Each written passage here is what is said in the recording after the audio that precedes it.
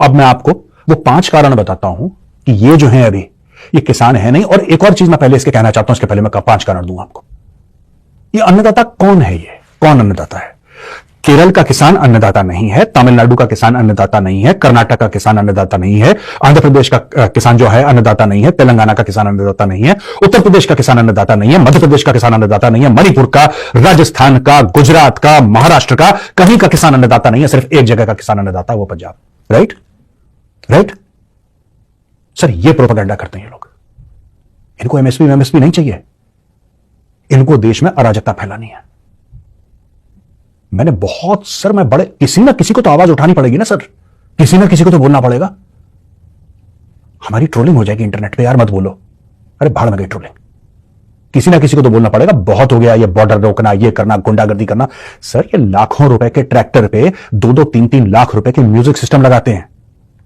50-60 लाख रुपए की सनरूफ वाली फॉर्च्यूनर के पीछे ट्रॉली लगा के ये लोग घूम रहे हैं यहां पे। ये कह रहे हैं कि 6 महीने का राशन, 6 महीने का डीजल पंजाब से अपने साथ लेकर आए हैं। ये कौन सा गरीब किसान है जो 6 महीने का डीजल और 6 महीने का राशन लेके अपने खेतों को छोड़ के दिल्ली में आके यहां पे बैठ के भंडारे लगा रहा है, पिज्जा खा रहा है यहां पे, और पंजाबी म्यूजिक? ये कौन सा किसान है गरीब? ये अगर ये गरीबी है भारत की, तो हम सबको गरीब होना चाहिए सर, हम सबको गरीब होना चाहिए। अब सर पहला कारण कि ये किसान नहीं है, पहला कारण यह है कि छोटा सा ये वीडियो का ऑडियो दिखा रहा हूं आपको। मोदी का ग्राफ बहुत मंदर के करके ऊपर चढ़, वो नुकसान है, वो ਇਹਦਾ ग्राफ डाउन ਕਿਵੇਂ ਆ ਸਕਦਾ ਹੈ? ਮੈਂ ਬਹੁਤ ਵਾਰੀ ਜਦੋਂ ਮੈਂ ਪਿੰਡਾਂ ਦੇ ਵਿੱਚ ਤਿਆਰੀਆਂ ਕਰਾਉਂਦਾ ਫਿਰਦਾ ਸੀ, ਬਹੁਤ ਵਾਰੀ ਲੋਕਾਂ ਨੂੰ ਕਹਿੰਦਾ ਸੀ ਕਿ ਮੌਕਾ ਬੜਾ ਥੋੜਾ ਹੈ, ग्राफ ਉਹਦਾ ਬੜਾ ਉੱਚਾ ਹੈ, ਦਿਨ ਸਾਡੇ ਕੋਲੇ ਥੋੜੇ ਹੈ, ਕੀ ਅਸੀਂ ਇਹਨੇ ਥੋੜੇ ਦਿਨਾਂ ਦੇ ਵਿੱਚ ग्राफ ਇਹਦਾ डाउन कर ਲਾਂਗੇ? मोदी का ग्राफ बहुत बढ़ गया है, हमारे पास एक छोटा सा समय है मोदी का ग्राफ नीचे लाना है। सर एक बात बताइए, आपके ग्राफ का क्या लेना देना एमएसपी से? आपके ग्राफ का क्या लेना देना एमएसपी से? आपका ग्राफ बढ़ रहा है, वो आपका ग्राफ क्यों बढ़ रहा है? आपका ग्राफ सिर्फ राम मंदिर से नहीं बढ़ा, आपका ग्राफ आपके कर्मों से बढ़ा है, क्योंकि आपने देश के लिए कुछ किया है। आप देश के प्रधान और प्रथम सेवक हैं देश के, आपने सेवा करी मां भारती की, इसलिए आपका ग्राफ बढ़ा है। अगर सिर्फ एक मंदिर बनाने से किसी का ग्राफ बढ़ता तो पुरानी सरकारें यही काम करती और आप यही काम करते सर। भारत को 5th लार्जेस्ट इकोनॉमी क्यों बनाया आपने? भारत के स्टॉक मार्केट को, शेयर मार्केट को दुनिया का नंबर 4 क्यों बनाया? बनाते हर देश थे, आपकी तो दोस्ती यारी सबसे है। जापान में एक मंदिर बना देते, अमेरिका में 2 मंदिर बना देते, कनाडा में 1 मंदिर बनाओ हर जगह फिर। लेकिन मंदिर भी बन रहे हैं, देश की इकोनॉमी, देश की सुरक्षा, आंतरिक सुरक्षा, हर एक चीज मजबूत हो रही है, इससे आपका ग्राफ बढ़ा है। यह पहला प्रूफ है। दूसरा प्रूफ, एक वीडियो में कहते हैं कि वाहेगुरु और खुदा राम से बड़े हैं। सर ये मैटर एमएसपी से क्या लेने देना है इस चीज का? आप कोई वाहेगुरु को राम से ऊपर माने, खुदा को माने, वो उसका पर्सनल मैटर है सर, वो उसका पर्सनल मैटर। मैं इसमें कुछ नहीं कहूंगा, जिसको जो मानना है माने। लेकिन इसका एमएसपी से, इसका किसान के मुद्दों से क्या लेना देना सर? सोचिए जरा। तीसरा मैटर, ईवीएम नहीं होना चाहिए, बैलेट से वोटिंग होनी चाहिए। ये किसानों का मुद्दा है, ये एमएसपी का मुद्दा है सर।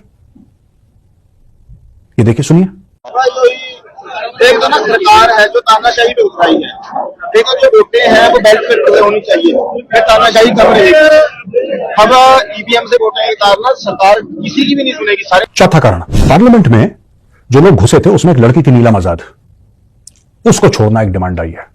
इसका एमएसपी से, इसका किसानी से क्या लेना देना? यानी कि कोई भी ऐरा गैरा नत्थु खैरा, हां मैं उसी को बोल रहा हूं, ऐरा गैरा नत्थु खैरा, कोई भी घुस सकता है पार्लियामेंट के अंदर, कोई भी उपद्रव मचा सकता है, कोई भी अराजकता फैला सकता है, और फिर ब्लैकमेल करा जाएगा।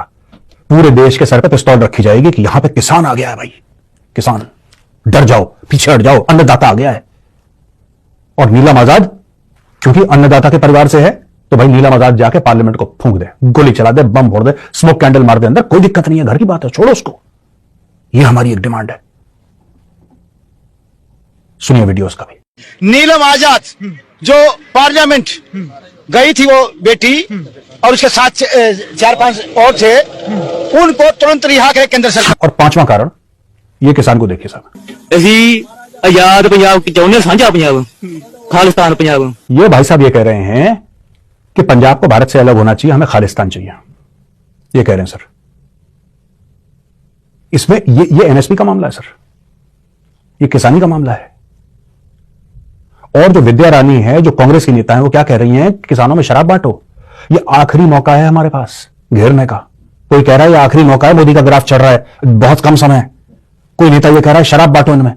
सर ये कुछ नहीं है। माननीय प्रधानमंत्री जी, कल तक मैं ये सोच रहा था कि 98% इसमें जो हैं वो ज्यादातर लोग इनोसेंट है और सिर्फ 2% खालिस्तानी है। अब मुझे पता लग रहा है कि खालिस्तानी चाहे 2% हो, पर इस पूरे सो कॉल्ड, ना ये किसान है ना ये आंदोलन है, और इनका सो कॉल्ड एजेंडा पूरा का पूरा पॉलिटिकल है। और इनका वही एजेंडा है जो इंडिया अलायंस नहीं था। इंडिया अलायंस ने कभी ये नहीं बोला, ऑपोजिशन पार्टीज के अलायंस ने। मैं कभी सर पॉलिटिक्स के बारे में नहीं बोलता, मैं राष्ट्रीय सुरक्षा के बारे में बोलता हूं, जियो पॉलिटिक्स के बारे में बोलता हूं। आज मैं बोलने पर मजबूर हूं क्योंकि मेरे देश के अंदर ये सब हो रहा है। ये लोग आज तक क्या बोलते आए हैं? क्या इन्होंने ये बोला? ये कहते हैं कि मोदी ने जो है जॉब अपॉर्चुनिटीज नहीं दी, बेरोजगारी है। क्या इन्होंने ये बताया कि इनका क्या प्लान है बेरोजगारी हटाने का?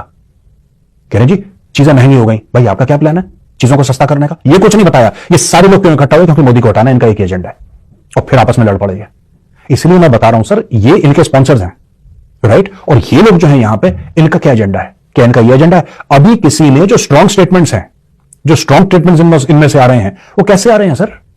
ये आ रहे हैं कि भारत से अलग हो जाएंगे, ये करो, मोदी को हटाओ। इसके लिए किसान आए हैं सर। किसान जो है, जिसको हम कहते हैं अन्नदाता हमारा, वो किसान सर, उसके कुछ बीघा जमीन उसके पास, बेचारे की कमर टूट जाती है सर।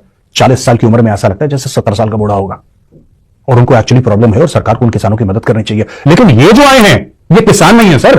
2-2, 3-3 लाख रुपए के म्यूजिक सिस्टम लगा के पंजाबी गाने बजाते हुए वहां से आ रहे हैं, ढंग ढंग जैसे पता नहीं दिल्ली को फतेह करने आ रखे होंगे। ये दिमाग खराब हो रखे हैं। इनको कंट्रोल करना जरूरी है सर। जिस भाषा में सवाल पूछा जाए ना, जवाब भी उसी भाषा में देना पड़ेगा। पिछली बार इन्होंने क्या करा था, बीच दिल्ली में गोल गोल ट्रैक्टर। ये सर ये चाहते ही नहीं किसानों का, ये बिचौलियों का, अड़तियों का, ये सब जितने भी लोग हैं ना, ये इन सब का गेम यहां पे चल रहा है sir. This is a highly political game, आपको भी पता है। और मैं एक और चीज कहना, आपने पिछली बार क्या बोला था सर? मोदी जी, आपने पिछली बार यह बोला था कि जब मैं तीसरी बार चुनाव जीतूंगा तब मैं जाके कुछ ऐसे फैसले लूंगा, राइट, जो कि देश को 1000 साल की प्रगति के रास्ते पर लगा देंगे। बोला था ना आपने। अब मैं आपको एक रिकमेंडेशन करना चाहता हूं सर, मेरी एक रिक्वेस्ट है आपसे, मेरी हाथ जोड़ की विनती है सर। भारत के संविधान में फंडामेंटल राइट्स और फंडामेंटल ड्यूटीज हैं, लेकिन फंडामेंटल राइट्स जो हैं वो एनफोर्सेबल हैं, फंडामेंटल ड्यूटीज नहीं। फंडामेंटल ड्यूटीज को भी आपको एनफोर्स करना पड़ेगा सर। हर समय मेरा अधिकार, मेरा हक, मेरा अधिकार, मेरा हक, ये क्या होता है सर? हर समय अधिकार अधिकार अधिकार मांगते ही रहते हैं लोग, इनके हाथी फैले रहते हैं, ये हमें दे दो, ये हमें दे दो। कर्तव्य कहां पे गया सर? इंसान का सबसे पहले कर्तव्य होता है आपके देश के लिए कर्तव्य, आपके समाज के लिए कर्तव्य, आपके घर परिवार मां बाप के लिए कर्तव्य। और man without duties is nothing sir. Rights तो जानवरों की भी होती हैं। सबसे बड़ा मैं कह रहा हूं सर, बाकी जो भी करें, लोग कहें कि ये प्रीएम्बल में ये है वो है, वो मेरा मैटर नहीं है सर, वो आप बेहतर जानते हैं मुझसे। लेकिन जो राइट्स हैं इंसान की, अगर वो एनफोर्सेबल हैं तो इंसान की ड्यूटीज भी एनफोर्सेबल होनी चाहिए। अगर अपनी कोई कर्तव्य ना निभाए भारत मां के प्रति, वो भी जेल जाए सर। ऐसा नहीं हो सकता कि आपके जो हक हैं, आपका जो हक है, जो संविधान में आपका हक लिखा है, उसके लिए तो आप कोर्ट के दरवाजे खटखटा ले, लेकिन जो आपको करना है, जो आपकी ड्यूटी है, जो आपका फर्ज है, उसकी कोई अकाउंटिंग नहीं है। आप करो ना करो, ठीक है, वो लिखा हुआ है, बस क्यों लिखा है सर फिर संविधान में? या तो हम उसको हटा दें या उस पर भी इतनी तवज्जो दें। अगर मुझे कोई हुक्म आए कि आपको देश के लिए करना है, अगर मुझे मेजर गौरव आर्या को हुक्म आए कि आपको देश के लिए करना है, ब्लडी वेल डू इट, करना पड़ेगा। पसंद आए ना आए वाला कॉलम है ही नहीं सर इसमें। It's a matter of the country, person has to do. 10 बार करेगा, सर के बल खड़ा होकर करेगा ये। और सर मेरी आपसे रिक्वेस्ट है कि आप इसको करिए। आप फंडामेंटल ड्यूटीज को आप एनफोर्सेबल करिए। ये हर दूसरे दिन कोई आ जाएगा, कोई शाहीन बाग के मामले में पूरी रोड घेर लेगा, कभी कोई किसान आ जाएंगे झूठ बोल के यहां पे। सर ये सब नहीं होता। हमने भी प्रोटेस्ट करा है सर, मैं भी ओआरओपी के प्रोटेस्ट में था। मैं आपको बताता हूं अपनी खुद की कहानी। 1 रैंक 1 पेंशन के लिए सब प्रोटेस्ट कर रहे थे फौजी, मैं भी गया। मेरा कोई लेना देना नहीं है सर 1 रैंक 1 पेंशन से। मैं शॉर्ट सर्विस ऑफिसर हूं और फौजी अफसर को पेंशन तब मिलती है जब वो 20 साल की नौकरी कंप्लीट करता है। मैंने नहीं करी 20 साल की, मेरी 5.5 साल की नौकरी थी। मैं पेंशन मुझे नहीं मिल सकती, मैं पेंशन का हकदार नहीं हूं सर। लेकिन क्योंकि मेरे भाई थे वहां पे, मैं अपने भाइयों के साथ खड़ा रहा। मैं दफ्तर से छुट्टी लेकर गया। आज भी अपने भाइयों के साथ खड़ा हूं। लेकिन इनको, ये जो सो कॉल्ड फार्मर्स हैं, ये किसान नहीं है सर, ये लोग ये जो आए, इनको और शाहीन बाग वालों को जरा मैं ये चाहता हूं सर कि आप इनको भेजें जरा, और उन फौजियों से मिलवाएं और उन फौजियों को बताएं कि जी ऐसा होता है प्रोटेस्ट जब आप करते हो। सर हम लोग चुपचाप बैठे रहे पूरे डिसिप्लिन के साथ। हमारे लीडर थे वहां पे, हमारे लीडर वहां पे बैठे रहे, हम चुपचाप बैठे रहे सर। ना एक बंदे को हमने तंग करा, ना हमने कोई रास्ता घेरा। जो जगह दी गई थी पूरे डिसिप्लिन में हमने करा सर, और काफी लंबा समय तक करा, लेकिन डिसिप्लिन में करा। किसी ने कोई अपशब्द नहीं करे, किसी ने कोई बैरियर नहीं तोड़े। बैरियर लगाने की जरूरत ही नहीं है सर। हमारे खुद की मॉरल वैल्यूज, हमारी खुद की मर्यादा, फौजियों की मर्यादा इतनी बड़ी है कि आपके 10 फुट के या सरकार के 10 फुट के बैरियर से बढ़िया हम खुद नहीं करेंगे। बैरियर लगाओ ना लगाओ डज नॉट मैटर, हम खुद नहीं करेंगे, हमें इतना डिसिप्लिन है। और हमारी मांगे मानी गई। एक तरीका होता है sir, we give the world, हमने एक तरीका बताया। अन्ना हजारे जी की जो प्रोटेस्ट मूवमेंट थी वो रामलीला मैदान में हुई, अच्छी तरीके से हुई, तमीज से हुई, कोई वायलेंस नहीं हुआ वहां पे, ढंग से हुई। कभी प्रोटेस्ट के नतीजे निकलते हैं, कभी प्रोटेस्ट के नतीजे नहीं निकलते हैं, इट्स ओके, इट्स ओके, होता है, कभी नहीं होता है, वो अलग बात है। लेकिन सर ये देश सबका है ना, और जो बात से नहीं मानते वो लात से मानते हैं। सर ये बात, ये जो दिल्ली है ना, मैं आपको एक बात बताऊं, ये जो दिल्ली है, ये जो पार्लियामेंट है, ये भारत का दिल है। और ऐसा हम किसी को इजाजत नहीं दे सकते कि भारत के दिल में आके खंजर उतारे। पिछली बार आंसू निकल गए थे सर जब तिरंगे को नीचे उतारा, वो निपट गया। उसके बाद वो दीप संधू जो भी था वो सिंगर, वो एक्सीडेंट में खत्म हो गया।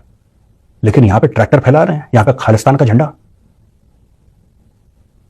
खालिस्तान का झंडा, तिरंगे को उतार के खालिस्तान का झंडा लगाना चाहते हो?